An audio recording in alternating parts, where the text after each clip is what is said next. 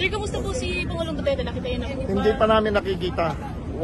Walang makalapit sa kanya, ultimo mga abogado niya, na isang doktor man lang para palapitin sa kanya, wala.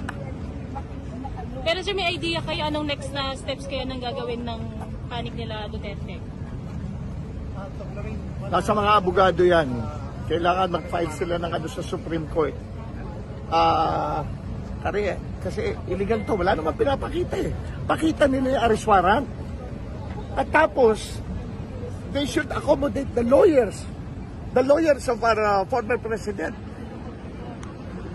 Sir, nakikipag-negosasyon kayo na madala muna siya sa ospital, dating Pangulo ngayong araw.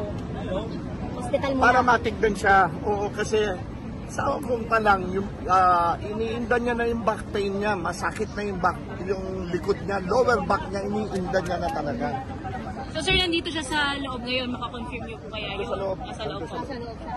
Sir, sa Cardinal dadala ng Pangulo kung sakaling pumayag. Most probably.